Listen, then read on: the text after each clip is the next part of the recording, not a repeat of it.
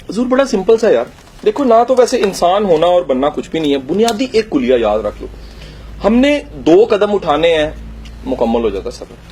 پہلا قدم کیا ہے؟ نقصان نہیں دینا۔ دوسرا قدم کیا ہے؟ فائدہ دینا شروع کر دینا، سمپل، اس کے علاوہ کچھ بھی نہیں ہے۔ ہم میں سے ہر شخص شعوری یا لاشعوری طور پہ اگر نقصان دے رہا ہے تو غلط کر رہا ہے۔ ہمیں پہلا کام کرنا ہے، ہمیں نقصان نہیں دینا۔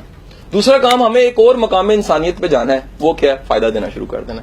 آپ جو سوسائٹی کو فائدے دے لکھ لو، آج لکھ لو، طے کر لو کہ یہ آسانیاں اپنے بھانجوں، بتیجوں، فیملی، اسٹوڈنٹ، جونیئر، سپارڈینیٹ، ایلومینائی کی حیثیت سے جہاں جہاں میں ریٹرن کر سکتا ہوں میں نے کرتا ہوں، سمپل۔ اچھا، آپ کو کریڈٹ مل جاتا ہے اس کا۔ میں یوٹی گیا نا تو میں نے وائس چانسلر صاحب کو کہا جی گزارش یہ ہے کہ میرے سے جب چاہے کام لے لیں، مجھے کوئی معاوضے کی پرواہ کوئی نہیں۔ وجہ یہ ہے کیونکہ میں نے یہاں تھوڑا ٹائم گزارا ہوا ہے، میں نے اگر ٹائم گزارا میرا دل کرے گا یار کہ میں اس ادارے کو سرو کروں، مجھے کوئی لالچ نہیں ہے اس پہ۔ اچھا، اگر یہ خلوص ہے تو خدا کی بارگاہ میں نیت قبول ہو گئی۔ وائس چانسلر صاحب کے چیپٹر میں آنا کوئی لازمی نہیں، ان کے رجسٹر پہ آنا کوئی لازمی نہیں ہے۔ اگر یہ خلوص نہیں ہے، رہ گئی بات۔ تو بات ہے کہ سر آپ منفعت بخش ہوں، فائدے مند ہوں۔ تم میں سے بہترین وہ ہے جو دوسروں کے لیے فائدے مند ہے۔ سر فائدے مند انسان بنے، درخت بنے، چھاؤں دیں، پھل دیں، آسانیاں دیں، شفقت دیں۔ جس کو کندھا بننا ہے نا سر، وہ اپنے انگریڈینٹ سن لے۔ This is the last and closing. Sir number 1 اسے شفیق انسان ہونا چاہیے، شفقت اس میں ضرور ہونی چاہیے۔ شفقت کا مطلب ہے کہ آپ کھلا پن ہوا، آپ آسانی دے سکیں۔ نمبر 2، آپ کو تھوڑا سخی انسان ہونا چاہیے، تنگ دل کا، کیلکولیٹڈ، حساب لگانے والا، کھلایا کیا ہے، پلایا کیا ہے، دیا کیا ہے، آیا کیا ہے، اس نے کتنی روٹیاں کھائی ہیں، میں نے کم کھائی ہیں، بڑی کھاتا ہے، یہ نہیں ہونا چاہیے سر۔ آپ کو سخی انسان ہونا چاہیے۔ اگر آپ سخی انسان ہیں تو پھر آپ اپنا بسکٹ دے سکتے ہیں اور اپنا بسکٹ دے کے ویو کر سکتے ہیں۔ اگر آپ سخی نہیں ہیں تو پھر آپ کیلکولیٹ کریں گے، آپ ان کو جو سا۔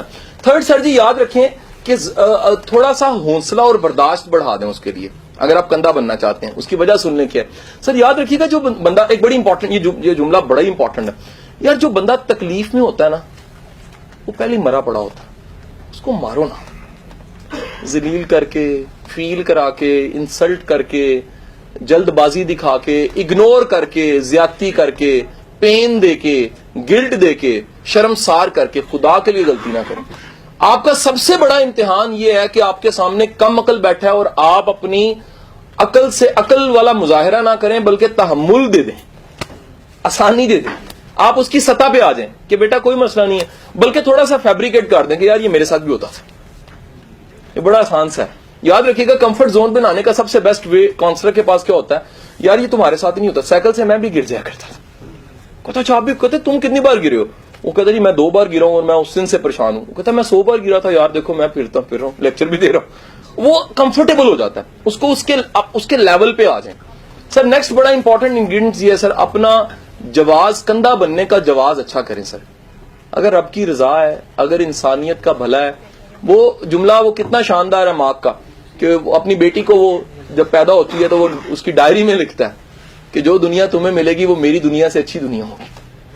تو سر خدا کے لیے ان سڑکوں پہ وہ لوگ چھوڑ کے جائیں جو آپ کے بچوں کو کچلے نہ، اس سماج کو وہ لوگ دے کے جائیں جو آپ کی بیٹیوں کی عزت تار نہ کریں، اس سماج میں وہ لوگ دے کے جائیں جو گن پوائنٹ پہ چھینے نہ۔ اگر آپ نے وہ نہ دیے تو سر یہی جنگل کا قانون چلے گا، یہ ملک نہیں بدلے گا، یہ نظام نہیں بدلے گا۔ تو اس ویژن کے ساتھ دیں، ایک آخری جملہ انگریڈینٹ لاسٹ، اس ویژن کو سامنے رکھ کے دیں کہ این ممکن ہے جو میں محنتیں کر رہا ہوں اس کا مجھے پھل نہیں ملے گا، میں دیکھ شاید نہ سکوں، ادھر نہ دیکھ سکوں، لیکن کسی اور بارگاہ میں یہ پہاڑ کے برابر بن چکی ہوں گی، اور اگر نہ بھی بنی، اگر وہ راضی ہو گیا تو میرے لیے پہاڑ ہے۔ حضور اگر آپ کا یہ ویژن ہے، آپ اپنی عرضی اور چٹھیوں اور اپنی نیکیوں کو کسی اور بارگاہ میں منظور کروا رہے ہیں سر، پھر آپ کا حوصلہ، جگرا، ظرف بہت بڑا ہوگا، اور اگر نہیں ہے تو سر پھر بڑا مشکل ہے۔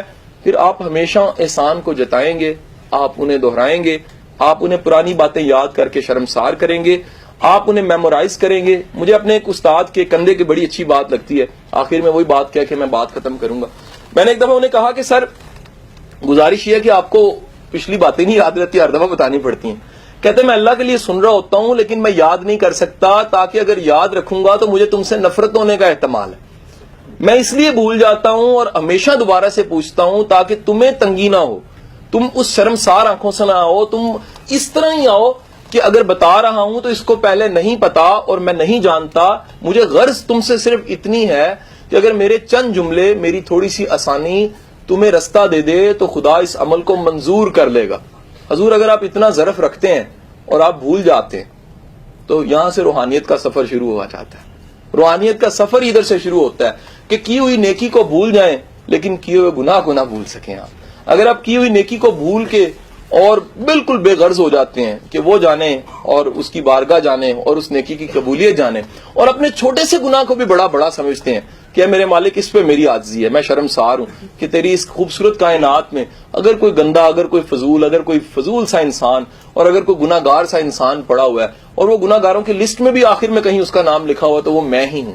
اگر آپ کی یہ فیلنگ ہے تو یاد رکھیے گا یہ عاجزی اور یہ بے اتنائی نیکی سے اور قبولیت کا یقین اور اس کی بارگاہ میں منظوری کا یقین اور اس کے رحمان اور رحیم ہونے کا یقین آپ کو عام انسان سے ایک روحانی انسان